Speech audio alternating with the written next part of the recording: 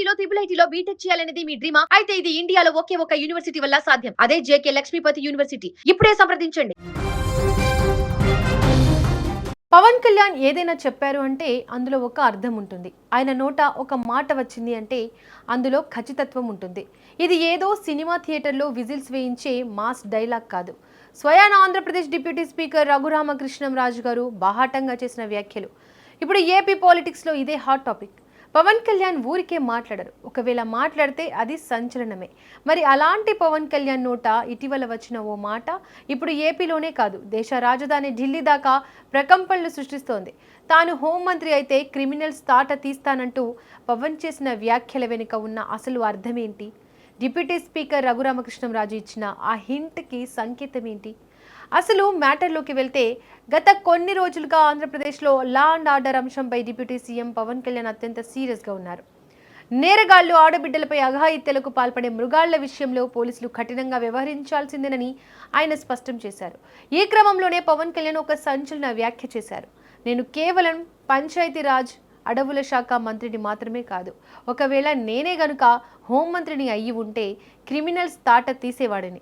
శాంతి భద్రతలకు విఘాతం కలిగిస్తే పరిణామాలు ఎంత తీవ్రంగా ఉంటాయో చూపించేవాడిని అంటూ పవన్ నిప్పులు చెరిగారు.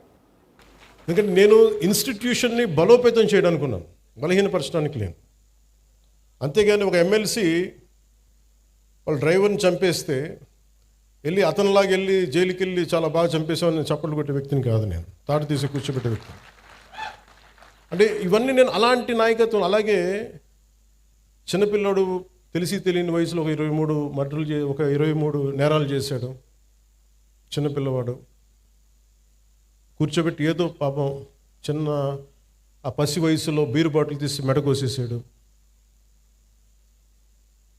పాపం ఏదో కూర్చోబెట్టి అమర్నాథ్ గౌడ్ అనే అబ్బాయిని తెలుసు తెలియకుండా 14 ఏళ్ళ కుర్రోడిని వాళ్ళ అక్కని ఏడిపిస్తున్నారని చెప్పి ఆ 14 ఏళ్ళ అమర్నాథ్ గౌడ్ వచ్చి ఆ రౌడీలని ఎదుర్కొంటే పాపం కత్తితో పొడి చేశారు. చిన్నపిల్లలు తెలిసి తెలియకుండా పొడి చేశారు.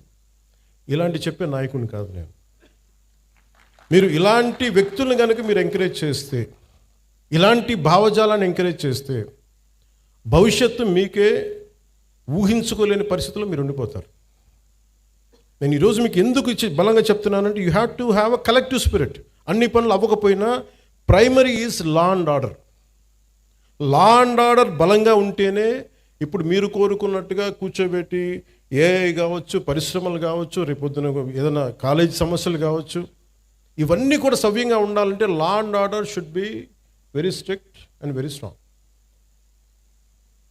నేను హోమ్ మినిస్టర్ని కాదు, అది నా పరిధిలోకి రాదు.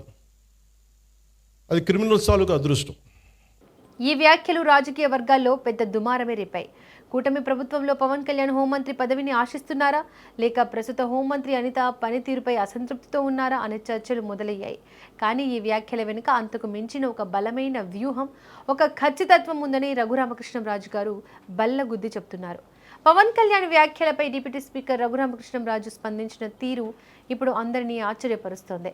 పవన్ వ్యాఖ్యలను ఆయన పూర్తిగా సమర్థించారు. పవన్ ఏది చెప్పినా అందులో ఖచ్చితమైన అర్థం ఉంటుందని గుర్తు చేశారు. రఘురామ ఏమన్నారంటే, పవన్ కళ్యాణ్ గారు హోంమంత్రి అయితే అంతకంటే సంతోషం ఏముంది, ఆయన అన్న మాటల్లో ఎంతో గంభీరమైన అర్థం ఉంది. త్వరలోనే కేంద్ర కేబినెట్ ప్రక్షాళన జరగబోతోంది. ఒకవేళ పవన్ కళ్యాణ్ కేంద్రంలోకి వెళ్ళి అక్కడ హోంమంత్రిగా బాధ్యతలు లేదా కీలకమైన హోంశాఖను చేపడితే క్రిమినల్స్ గుండెల్లో రైలు పరిగెత్తడం ఖాయం.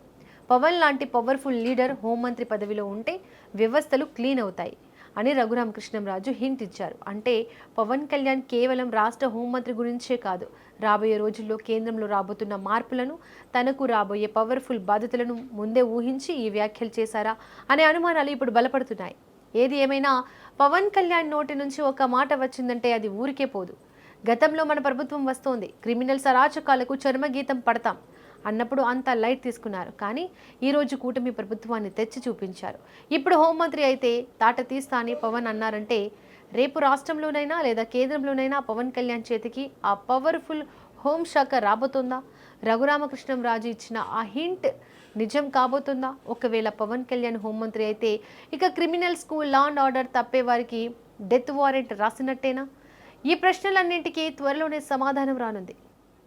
ఎందుకంటే నేను ఇన్స్టిట్యూషన్ని బలోపేతం చేయడానికి ఉన్నాను, బలహీనపరచడానికి లేను. అంతేగాని ఒక ఎమ్మెల్సీ వాళ్ళ డ్రైవర్ని చంపేస్తే వెళ్ళి అతనిలాగా వెళ్ళి జైలుకి వెళ్ళి చాలా బాగా చంపేసామని చప్పట్లు కొట్టే వ్యక్తిని కాదు నేను, తాడు తీసి కూర్చోబెట్టే వ్యక్తిని. అంటే ఇవన్నీ నేను అలాంటి నాయకత్వం. అలాగే చిన్నపిల్లాడు తెలిసి తెలియని వయసులో ఒక 23 మర్డర్లు ఒక 23 నేరాలు చేశాడు చిన్నపిల్లవాడు. కూర్చోబెట్టి ఏదో పాపం చిన్న ఆ పసి వయసులో బీరు బాటిల్ తీసి మెడ కోసేసాడు. పాపం ఏదో కూర్చోబెట్టి అమర్నాథ్ గౌడ్ అనే అబ్బాయిని తెలుసు తెలియకుండా 14 ఏళ్ళ కుర్రోడిని వాళ్ళ అక్కని ఏడిపిస్తున్నారని చెప్పి ఆ 14 ఏళ్ళ అమర్నాథ్ గౌడ్ వచ్చి ఆ రౌడీలని ఎదుర్కొంటే పాపం కత్తితో పొడి చేశారు. చిన్నపిల్లలు తెలిసి తెలియకుండా పొడి చేశారు. ఇలాంటి చెప్పే నాయకుడిని కాదు నేను.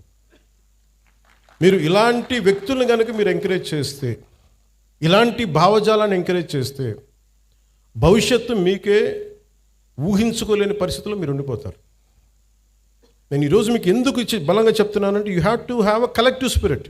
అన్ని పనులు అవ్వకపోయినా primary is law and order. Law and order బలంగా ఉంటేనే ఇప్పుడు మీరు కోరుకున్నట్టుగా కూర్చోబెట్టి ఏఐ కావచ్చు, పరిశ్రమలు కావచ్చు, రేపొద్దున ఏదైనా కాలేజ్ సమస్యలు కావచ్చు, ఇవన్నీ కూడా సవ్యంగా ఉండాలంటే law and order should be very strict and very strong. నేను హోమ్ మినిస్టర్ని కాదు, అది నా పరిధిలోకి రాదు. అది క్రిమినల్స్ తాలూకు అదృష్టం. క్రిమినల్స్ ఆట కట్టిస్తాను అని హోమ్ మినిస్టర్ అయితే ఆట కట్టిస్తానని పవన్ కళ్యాణ్ గారు అన్నారు. సో పవన్ కళ్యాణ్ గారు మాట్లాడారు అంటే ఆయన ఊరికేనే మాట్లాడరు. ఎందుకంటే కూటమిలో ఒక ప్రముఖ నాయకుడు ఆయన. మరొక కూటమిలో తెలుగుదేశం పార్టీ తర్వాత ఎక్కువ స్థానాలున్న పార్టీ నాయకుడిగా, ప్రజల్లో ఎంతో ఆదరాభిమానాలున్న వ్యక్తిగా మరి ఆయన ఆ మాట హోమ్ మినిస్టర్ అయితే అన్న మాట అన్నారు కాబట్టి చూద్దాం. మరి రేపు కేంద్రంలో ఒక వారం రోజుల్లోనే ఇవాళ పేపర్లో కూడా వచ్చినాయి, అన్ని పేపర్లలో సాక్షితో సహా కేంద్రంలో త్వరలో ఇది క్యాబినెట్ ఎక్స్పాన్షన్ అని, ఆ తర్వాత రాష్ట్రంలో అని. ఏమో పవన్ కళ్యాణ్ గారు హోమ్ మినిస్టర్ అయితే, ఎందుకంటే నా నాలుక ఆయనకే కానుకగా భయపెట్టే విధంగా ఇస్తానన్నారు కాబట్టి పవన్ కళ్యాణ్ గారు హోమ్ మినిస్టర్ అయ్యాక నేను ఖచ్చితంగా కంప్లైంట్ ఇద్దాం అనుకుంటున్నాను.